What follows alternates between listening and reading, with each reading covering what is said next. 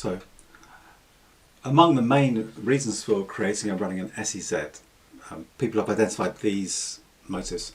So there's attraction of foreign direct investment, FDI. There's creation of employment, another key priority for many developing countries. Then there's promotion of exports, if they're following an export-led growth strategy. And of course, associated with that is earning forex or foreign exchange. Then, slightly two different, in a different category of these, moving to higher value production. So moving up the value chain, if you're just producing the raw products, starting to do some initial processing and then manufacturing and so on, and adding value in that way, so going up the value chain. And associated with that is by having foreign companies investing in your special economic zone, you hope that there'll be some spillovers of technologies. So you'll get trained staff, you'll learn by doing and so on. So your own technological capability will build. These are sometimes categorized into these two different ways, as economists say, static benefits and dynamic benefits. So these are benefits within any one particular time period. You've got more investment, employment, forex and so on. But then over time, the long-term effects are you're moving up the value chain, building capacity. So different types of benefit. And well, what the impacts claimed? Well, certainly when you start reading large gains in employment, as we've already seen, and exports and FDI, so all the data that's shown above and the updated data, when you can find it, certainly suggests that, but it's patchy. Another thing that stands out as a headline is, as I mentioned in the gender and trade lecture, a high proportion of the employees getting jobs in these SEZs are female. And if the figure in East Asia is around 80%, globally it's still very high, 60 to 70%. So that's the global figures. If you then look region by region, East Asia, clearly there's been a major contribution to the industrialization of those areas, the NICs and the other countries that have moved into middle income, lower middle income status, high income status in the recent decades. Similarly, moving from labour intensive to capital intensive production, from basic goods, textiles and so on, up to electronic assembly, semiconductors are now starting to get into design and R&D capability of their own. So these static and dynamic benefits have been clear in East Asia. It's also shown that thing I was talking about a moment ago, where there is the benefit spills beyond the region or the SEZ itself. Backward linkages, meaning of course you start to get inputs, instead of being flown in, stitched together and then flown out again, they start to source those from the local economy. And finally, some ways that are highest shift up the value chain is where you start, instead of assembling the whole thing, so basically it's entirely made in the developing country but then sold through the marketing chain as the trademark of a developed country, you develop your own high value brands. So there were periods when China was selling trainers and so on that were just as good as Nike and the rest of it, but they had unrecognisable names. I've seen with cars from South Korea and so on, but developing their own brand names that people would choose suddenly adds another slice of value onto it. So East Asia, successful. South Asia, also large-scale employment generation, and going up the value chain, cotton, textile, garments, and now high technology manufacturing services too. As we saw in the previous lecture, investment from South Asia, as well as from China and other countries, from South Asia, formerly very poor developed countries, now investing in service and manufacture in other countries like the Philippines. South and Central America, lots of investment here because more oriented towards the Pacific for obvious reasons, from US, Japan and even Indian investments now. Again, large scale employment creation, high export earnings, especially US market, increasingly selling to China as well, and very diversified production. Everything, shoes, cars, semiconductors, engines, lots of vehicle manufacture and assembly. China, by far, as the figures have already shown, the biggest in terms of scale and the impact. That one town of Shenzhen, if you have the time, Google pictures and information of that. It's barely a town in the 70s. cozy, quiet settlement, and it within not much more than a decade of the policy really taking effect, it grown to a city of 10 million people. And now China has hundreds of these areas, including 14 entire cities, and the entire national economic structure has been transferred. As well as the backward linkages, there's the forward linkages. A famous example, I can never find the original of it, but many people talk about this famous example of one of the managers in Shenzhen who was working in electronic assembly, decided one day just to disassemble his laptop, which was made by IBM or whoever. And once he disassembled his own laptop, he saw that some of the chips in there. So we're making these components. Why can't we make the circuit board and put it all together? And simply got in touch with the company in Japan or whatever, saying who had putting that together, and said, "Well, look, we just do this at a quarter of the cost." So that assembly plant came into Shenzhen. Then they started again the next stop, which putting it all together into the main motherboard and assembly with a keyboard, and ended up with most of the parts being made and assembled within Shenzhen. So there are lots of examples where, as well as the backward linkages, they started to work their way up the value chain because they could offer cost advantages and scale advantages that the companies overseas couldn't match.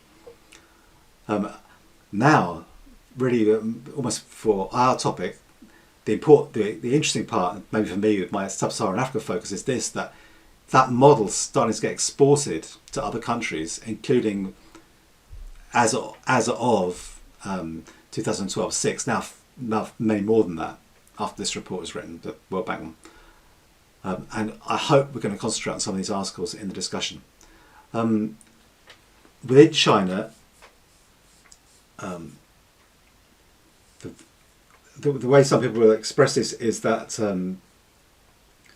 it was the centres where, because it was essentially within a communist system, they chose centres where far away from Beijing, so it wouldn't disrupt the supposedly communist ethos and the single central party control. By allowing people to experiment far from political centres, there were fewer risks to the wider system, and some succeeded, some failed. And they also had the strong state capacity. This, I think, maybe is the crucial thing that other areas have lacked, is to say, okay, we'll give you all these freedoms, as I've showed above, no taxes, low regulation, etc. You have the freedom, but you keep the freedom, you get the benefit. You screw up, we replace you. You do it well, you get the rewards. And they had the capacity to enforce that. And then here's back to the ILO rating. Quite misleading leaderboard because it's, again, from 2008, but it just showed that it's a warning that when you say which countries are doing well, you've got to count, are you counting how many zones, the total employment or exports? And you get slightly different rankings. China still stays at the tops, but some of the others change around. Like Ireland's still quite high up here in terms of value, because they were going very high valued stuff they were making, but of course not in terms of just basically one zone or two, and not many thousand people employed.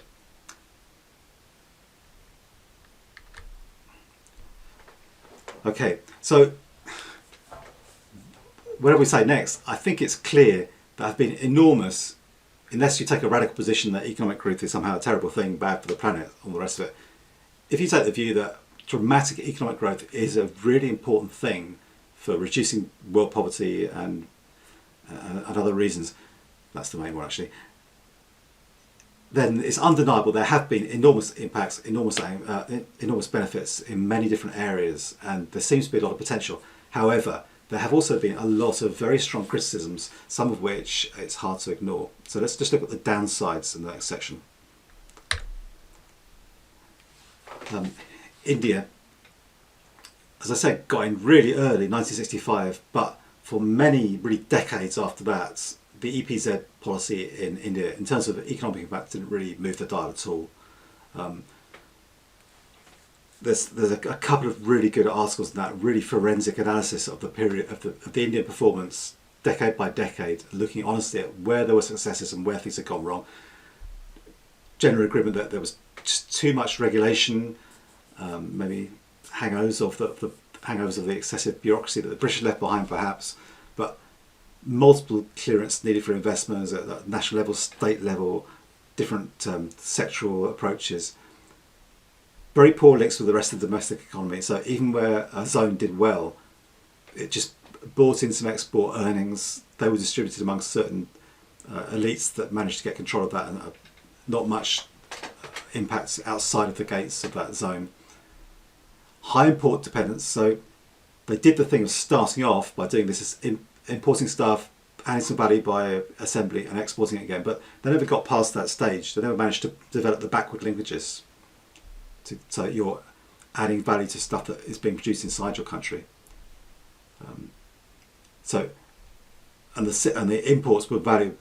The value of the imports was sometimes 60% of the value of the exports. So by the time you're looking at the total value added, you're taking off that 60% of the stuff you had to import, plus the labour cost, the infrastructure costs, and so on. And you're left with very little benefit.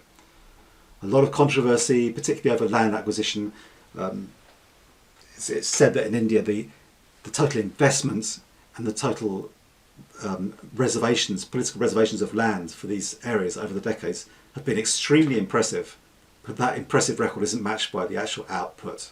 So there's been large areas of land set aside supposedly for these things, but it's never really led to much in many cases. And there's a really difficult to read case happened in Goa when they got into heavy disputes with local people. It got quite violent and very upsetting, and didn't even lead really to benefits in terms of productive output after all that. Until after 2000s, very low share, mostly local investment, so arguably because of the general protectiveness of the Indian government against foreign ownership of productive resources, but still disappointing. Big improvements in 2005, and some of the figures now look better, but still a lot of criticism of the way it's being run, and quite big contrast with the much more successful and nimble Chinese one. Okay, if that was India, unfortunately the record in sub-Saharan Africa has, and I say has until 2005, 2010, been really grim. And so there's been, almost all countries have tried this at various stages. And with the honourable exception of Mauritius, which has been a success story, in terms of however you measure it, investment, exports, employment, really very limited results, apart from the occasional success story. The one in Ethiopia did well for a while. One of the ones in Tanzania did well for a while, then didn't. And similarly for West Africa. But it's never really taken off or had wide impacts. So the impacts on the wider economy, not great, even if it succeeds. This really is where the finger is pointed a lot of the time, these effects. So infrastructure, just not at international competitive level. And unfortunately, if you're familiar with some of the context, if you're a firm investing in an area, and at the end of a 6-month period, the national electricity company says this special economic zone, they only had electricity outages for several hours a week. Some days they had 24-hour electricity. Every day they had at least 20 hours of electricity. By national standards, that sounds like some sort of miracle, but for global economic production, you need 24/7 electricity, not just like most of the time. Similarly for roads and other things. And despite supposedly this one-stop thing, despite this one-stop thing, the government costs are still very, very inefficient and high costs in terms of bureaucracy. And then the ongoing things, they do go through the bureaucracy. There's all the temptation to short-circuit things with bribes and so on. And broadly speaking, this drag effect of the broader political economy, that if you like to think of development in political economy terms as well as pure politics, as pure economics, this is the need to have coalitions of people that are prepared to push effective economic policies that have their interests aligned with successful capitalist development. And if the economy is dominated by the large land-owning rentier classes and the people that have got their economic stake in exports of maybe oil or primary products of other sorts or crops, they don't really have a skin in the game in terms of making sure that the conditions are in place in this special economic zone for value-added manufacturing and services. So there's no pressure on the government to make sure that these things are kept up to. And instead there is pressure on the government, if this does start to take off, to start to put out some rents and distribute those to get support. So this is probably the wider context. Now, has the broader political economy been impacted now by the arrival of a new superpower on the stage? And certainly some of the recent trends look much more promising, and those prominently include prominently include the Chinese special economic zones in various parts of Africa. And there the performance has been patchy still, but much more promising overall. Okay, it's labour conditions attract the strongest criticism. And this is one quote from India, from someone working at SEZ, and she said that they took my pass and they pressed me to do overtime. Pointing out some mistake in my stitching, the supervisor banged my head on the machine. Blood started coming out. Nobody bothered to take me to the hospital. That was my last day in Lila Lace. After a break, I joined a gloves company, Primus. I had to check the gloves before packing. One day's target was 12,000 pieces. They never allowed us to drink water in between or even to go to the toilet. I suffered urinary infection many times. If we go to the toilet and get delayed by even 1 minute, the supervisor will shout at us. My second pregnancy got aborted. The atmosphere is full of dust. I have severe throat infection as a result. So I think it's very important to look at the global data, the econometric data, the stats, but there's a place in there for recognising that this is people's lives. So labour conditions, many such similar stories and also statistical stories. Wages, this is from the critics, wages say, well, the wages are kept low to attract and retain FDI. The overlap with the gender lecture is that women workers in particular are seen as exploited. They're seen as docile, they're not going to rock the boat, won't form unions and so on. The work is seen as less valuable with fewer alternatives because they have the opportunity cost of their labour. If they don't like the deal, they haven't got something else better. Long hours, compulsory overtime. There are some quite startling documentaries on this. I'm quite happy to lend one very good one based in China, where workers are almost literally putting matchsticks in their eyes to keep their eyes open to cope with their contracted hours. And then the boss comes in saying, hey, we've got another big order for these jeans or whatever from Europe. So you guys just have to stay here another 6 hours and fulfill the order. And of course, they can say no, but then they can say, they can go get another job if they say no. Unpleasant, dangerous conditions. We're all familiar with disasters like the Rana Plaza fires and other terrible disasters. Associated with weak inspection and regulation regimes. There's no country in the world that has regulations saying that you can exploit workers and you don't have to have health and safety. On the formal laws, it's all there in many paragraphs, but it's not actually enforced in too many places. Insecure jobs, high turnover of workers. So the jobs might be slightly better paid than the rest of the economy and people will come from a long way to do it, but they're not secure. They can be fired quite quickly and there does result in, tends to be a high turnover. So you don't stick around and get promotion. And this would be much harder if there were unions there, but unions are restricted or banned entirely. In many places, even to mention a union would be goodbye to your job. And as I said, you've got to look at some quantitative data, so it's important to look at the detail of real people's experiences, but that's just one place. So you need to look across the world statistically. So here we've got some regressions and dependent variables. We've got either looking at the growth of the zone, so per capita growth of value added from that zone, but also here they're controlling it by saying as a fraction of national growth. Because the idea here is that if the whole economy is growing fast, then it's not really the effect of the zone you're looking at, it's just the effect of that economy is growing. So you want to look at places where the zone is leading the economic growth. And this is the one where they're using the light intensity as a proxy for the special economic zone growth. So the initial size, sorry.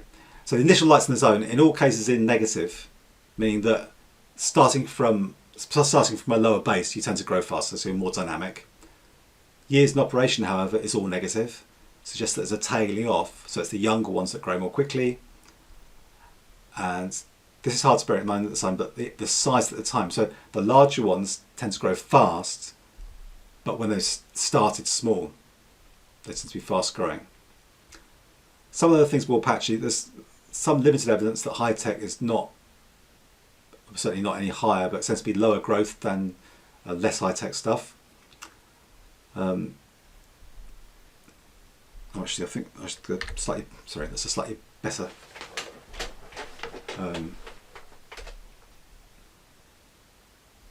Yeah, so public partnerships, private, whatever the ownership structure is, no great relationship there. A lot of significant ones, whichever way you cut it, negative on distance to the largest city.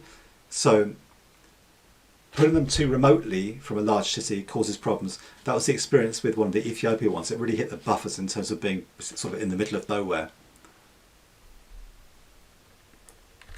I think other cases, I can't remember where, Sudan, I think. Then they're looking at some of these special things like giving a tax break. Sort of seems to be specification, control for GDP. Once you control for GDP, you find that yes, GDP is important. That's almost kind of explaining what's going on there. So the bigger the GDP, the higher the thing tends to grow. But negative with tax, so that if anything has a negative effect, if you give them a tax break. Subsidising utilities, cheaper access to electricity, water and so on. Nothing really effect there. If anything negative. One-stop investment shop, no. Interesting requirements on foreign investments is significant but deters investment. Now, you can cut this either way, but the idea here is that by saying that if you come and start and invest in this economic zone, you've got to actually take ownership, which gives you a level of commitment.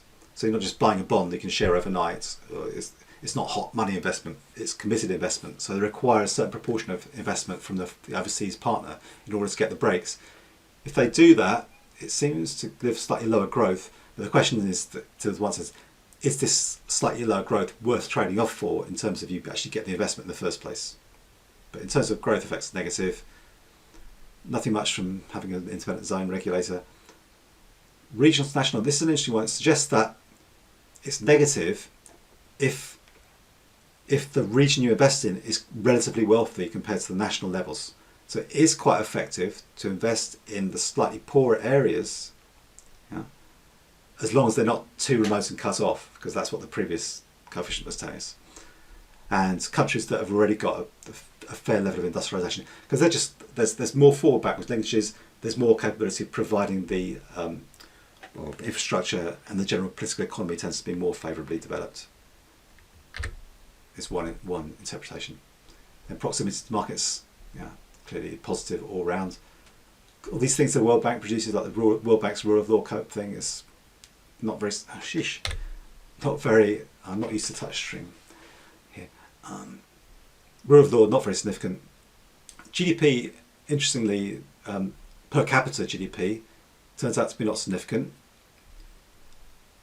The growth of countries is just showing it is highly lighted at the national level. Interestingly here that in terms of the growth of the zone, it's in a country where the night lights gives you a positive measurement in terms of growth, that's positive, but it tends to suggest that it's being pulled by the country because it's negative when controlled by the national growth. Constant as on. Okay, let's just put up some of the main parts from that for those of you that don't love the data so much. Convergence. So there's negative sign and additional license there, so that there is some degree of convergence. So starting from a lower starting point means you catch up. Older zones again tend to be less dynamic, but larger ones are growing faster. Some evidence that agglomeration being near other things, so being too remote in terms of distance from other economic activity is negative. That's one I found quite surprising, and yeah, I still haven't read a good explanation of that low tech investment does better than high tech. I think it's maybe some measurement, some quirk, but maybe not. And these things, the textbook incentives, really at a global level don't seem to make any difference, like tax holidays and single investment shop and so on. Whether or not there's impact beyond the zone really depends on context. So it depends on the infrastructure and what the institutions are like beyond the zone boundary. So if it's an enclave of very market supporting institutions, but in a broader situation where the infrastructure and institutions really haven't been very conducive to economic development, it's quite hard for the benefits to spill out, which is really almost undermines the whole philosophy in a sense, because it means that it can only remain an enclave. Here's the conceptual framework the bank used. So that they're looking at the program of policies you put into it. some of the things you can measure in terms of the characteristics of it, and then the characteristics of the area itself, the SEZ, and then the national characteristics. So we're trying to pick out, at a global level, you can't, some of these things seem not to be clearly linked to performance and growth, but country by country, some of them do seem to be more important. As this also supports, which is, if you look at the first set of figures, which is about this, how fast is the area itself growing, globally, most of them are stable, and if not growing. So broadly positive. But when you start comparing it to national growth, then in most cases, the SEZ is growing roughly the same level as national growth. So you're growing the economy in the sense you're adding on more employment that's growing at the same pace of other things, but it's not pushing national growth forward. It's just what you would expect from the average business you set up in that country. Some would do better, some would do worse. On average, they do the same as overall economic growth. So it's no better than any other kind of investment. These are worse, which means they're pulling the country down. These are faster. So as a global conclusion on policy, you can say that it doesn't look overall very positive, but also it suggests it's very heterogeneous. So the secret is what's going on here and how to get into this camp, because these 65 companies have got SEZs which are putting their national economies forward. And it could be these are the moribund older ones. Okay, so that's a set of the criticisms, and as I say, definitely there are some criticisms which certainly can't be ignored, particularly the ones about, I think, labour conditions. Okay, so next we'll look at some case studies and then go on to look at the conclusions we can draw in terms of policy.